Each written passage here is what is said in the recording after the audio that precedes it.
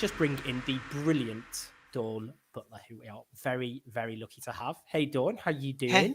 Morning, Owen. Sorry you've got COVID. Yeah, I'm good, thanks. Not too What bad. can you do, eh? What can you do? You had I COVID, know. didn't you? You had COVID, didn't you? No, I didn't. Thank goodness, I haven't. I was ill, but it wasn't COVID. Yeah, Well, so I didn't get my antibodies until I got my jabs. Oh, right. Okay, so you're fully jabbed. You can't get COVID, obviously, just to clarify everybody through YouTube. So she's not at risk. So Dawn, what we're going to do, we're just going to put a little clip up of you very courageously and honourably doing the right thing, which is calling out the Prime Minister's lies in Parliament and then facing the consequences. Prime Minister said the economy has grown by 73%. It's just not true. Reinstated nurses bursary, just not true. There wasn't an app working anywhere in the world, just isn't true. Tories invested 34 billion in the NHS, not true. The Prime Minister said we have severed the link between infection and serious disease and death. Not only is this not true, Madam Deputy Speaker, but it is dangerous. And it's dangerous to lie in the pandemic. And I'm disappointed that the Prime Minister has not come to the House to correct the record and to correct the fact that he has lied to this House and the country over and over again. Order. I'm sure that the member will reflect on her words just then, perhaps correct the record. Madam Deputy Speaker, what would you rather, a weakened leg or a severed leg? You know, at the end of the day, the Prime Minister has lied to this House time and time again. And it's funny that we get in trouble in this place for calling out the lie rather than the person lying. Order, order, order, order. Can you please reflect on your words and withdraw your remarks? Deputy Speaker, I've reflected on my words, and somebody needs to tell the truth in this House that the Prime Minister has lied.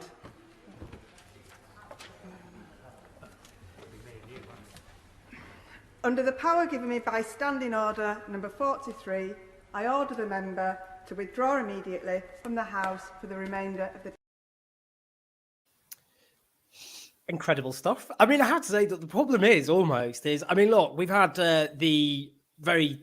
brilliant principal journalist Peter Oborne on the channel before, and he's literally written a book which is kind of that thick about the lies of Boris Johnson. But the only thing is, you basically got through about 0.001% of the lies. But that point you made in that brilliant speech, which you suffered the consequences for, that point about that you're being held to account because you called out the Prime Minister's lies, that obviously the Prime Minister doesn't suffer any consequences. What does that tell us about our country and our politics? Exactly. I mean, we're living in this Alice in Wonderland, you know, topsy-turvy world where the Prime Minister can say absolutely what he wants, know that it's a lie, because most of the times he knows it's a lie. Sometimes he might not, but most of the times he knows it's a lie, and he gets away with it. And the thing is that they've been doing this for the last 18 months, and they've been using the pandemic as a screen to hide their authoritarian ways of dealing with our democracy. So they're trying to chip away and remove the very core of our country, and that is our democracy. So the Prime Minister can lie, that's okay. I can't say he's a liar because that's unparliamentary. He doesn't care about Parliament, and he doesn't care about parliamentary rules. None of the ministers do. There was a time when if you were a minister and you were found to have been bullying civil servant, you would apologise or you would resign your position as that minister. The Prime Minister says, no, it's fine. Priti Patel can go on. It's fine. We'll just pay off the civil servant. Matt Hancock was caught literally with his pants down, breaking the rules. Now that would be a resigning offence under any other government, not under Boris Johnson's government, because the truth doesn't matter. And so we have to call this out. You know, the Coronavirus 2020 Act, I've done a lot of work on that in terms of there are powers on the statute book that should make everybody's eyes water. You know, if you are suspected of having COVID, you can be arrested, right? Now, you have COVID, I mean, you're at home, but anybody could be suspected of having COVID because it's asymptomatic. So this government could literally say, oh, I think you've got COVID, send the police to arrest you. That is actually on the statute book.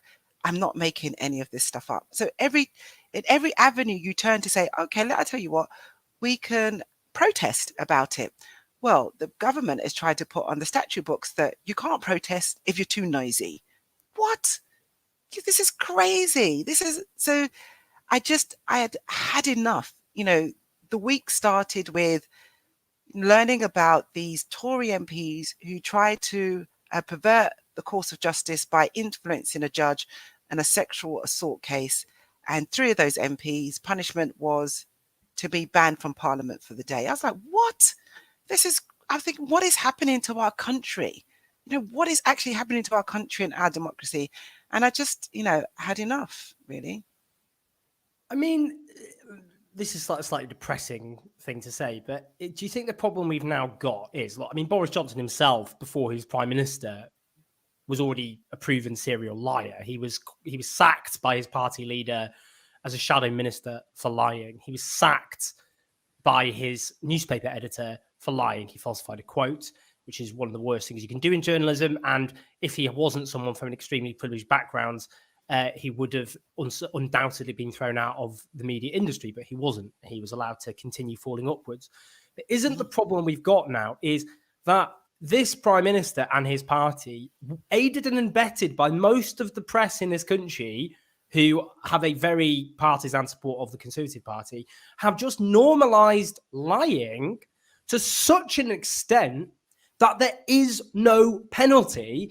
That, in a sense, they've just, it's got so far that it doesn't matter if they lie anymore because they know there is no consequence. Absolutely. And that's what they're relying on. So they rely on the rest of us to be honourable and to abide by the rules. And all the time, they are taking the piss behind our backs.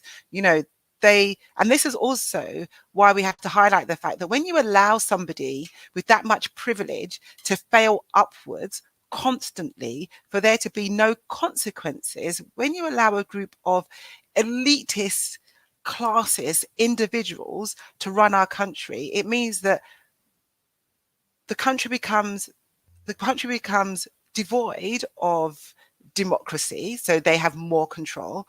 But it also means that those people in control can be as corrupt as they like, and nobody's going to hold them to account. And all of the legacy media made us believe that people don't care. They don't care if Boris lies because it's baked in to Boris Johnson, the Prime Minister. So Johnson, the Prime Minister, is okay. He always lies. So we know that, but he's all right. He's a good laugh. He's a bit of fun. So it's all baked in. So it's okay. And I think what happened, which also surprised me, that people were feeling this way so strongly, that they were tired of having to follow the rules that the Prime Minister and the few elitist classes, corrupt ministers at the top don't, was that they've had enough too. And it made me realize how important it is that we have now different media platforms, yourself, Byline TV, Byline News, Novara Media, Double Down News. It highlighted to me how important it was that the Good Law Project, the work that they've done, they deserve a medal. They have taken this government to court. This government has been found wanted. This government has been found that they lied about contracts being in the public domain. There were 100 contracts that were not in the public domain when the Prime Minister stood up in Parliament and said, oh, don't worry, all the contracts in the public domain, if people want to see it, they can have a look at it. There were 100 that were not in the public domain. The Good Law Project have they've got, I think, something like, I can't remember, but lots more cases to come. And what's the government doing? The irony of this, they're spending our public money defending the indefensible. So we're paying for them to defend their lies. They're paying, they spent more money defending the fact that they gave a contract to people who were not qualified than what the contract was worth. It's unbelievable. It's absolutely unbelievable. And you absolutely, Good Law Project, Julian Moore and his team, absolute heroes for what phenomenal. Open democracy. There are so many, or Amnesty, Liberty. There's so many good people in this country just working hard. And I think when the history books are written, you will see all of these organizations where they will say, we tried to tell you this is where we were going, and we tried to stop it. And, you know, I want to be part of the good side that said, look, I tried to highlight it and I tried to stop it by using my platform and, you know, in the best way that I could.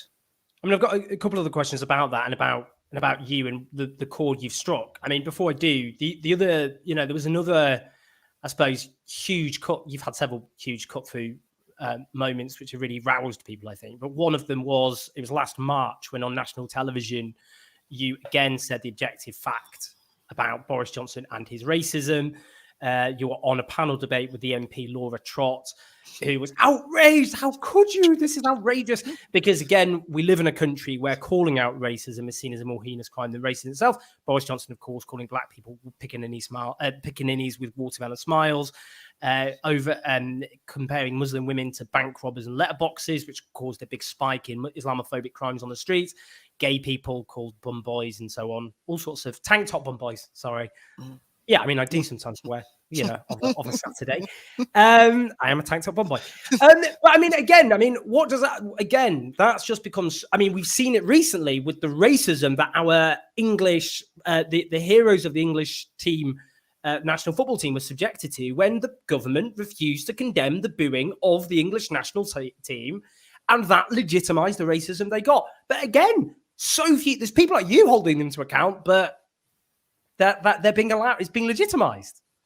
Absolutely, and deliberately so. So they've watched Trump and they've decided that this is the way we can win elections. Let's stir up some trouble. Let's have this kind of fake culture war, which the right use, extreme right uses all the time.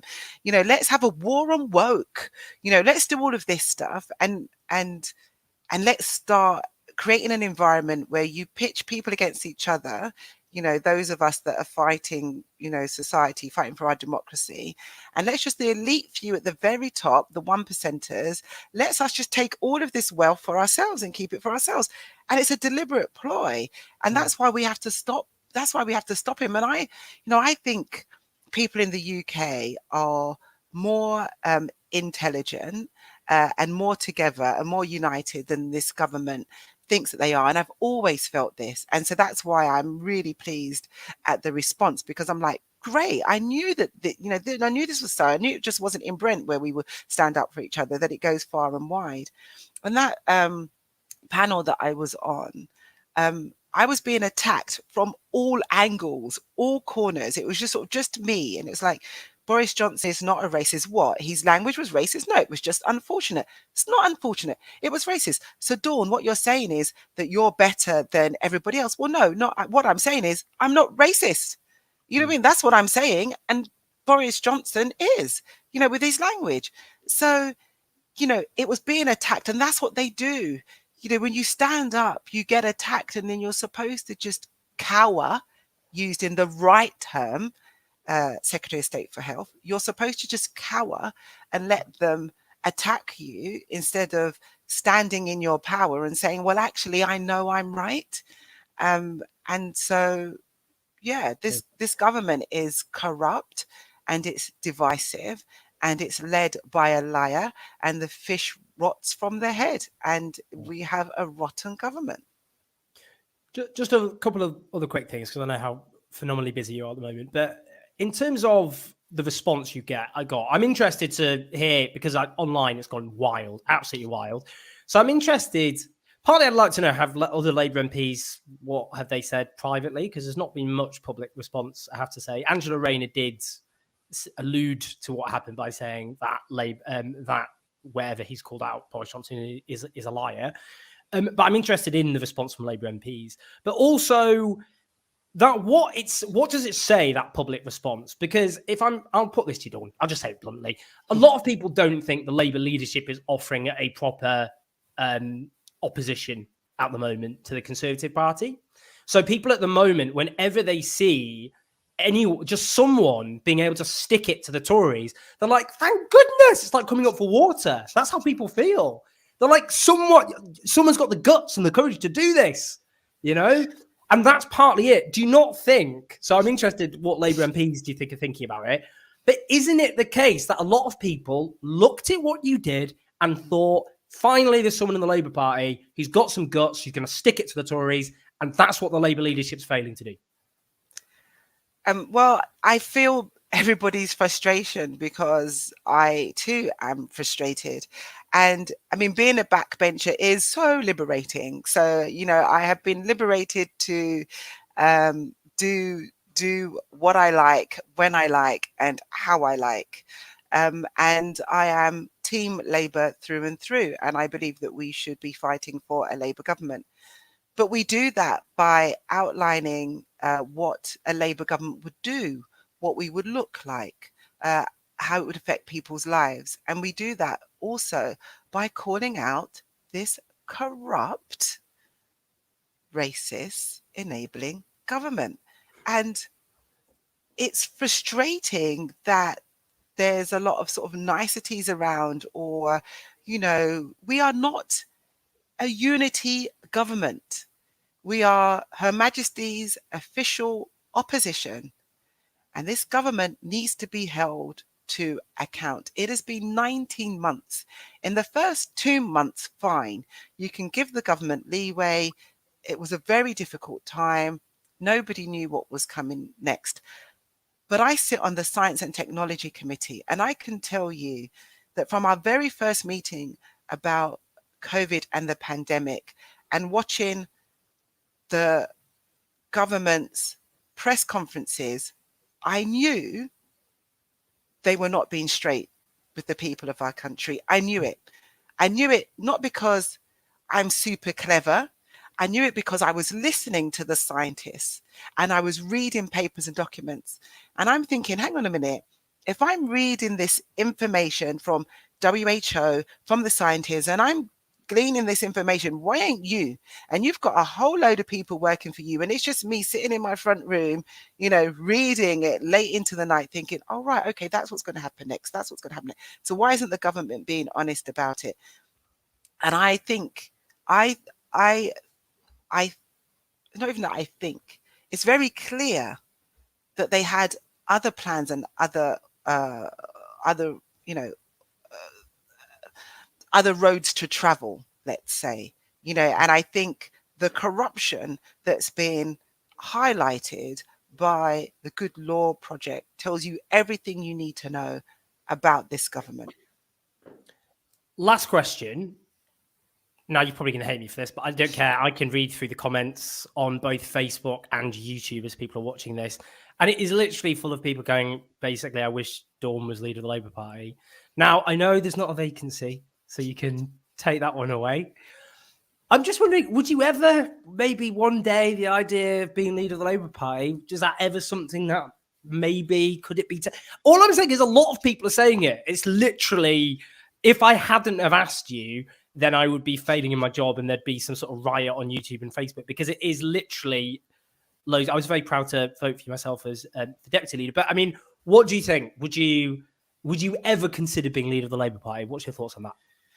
So, I mean, when I stood to be deputy leader, I stood because I wanted to change how the party, well, not even change, continue as we were in terms of communicating with members.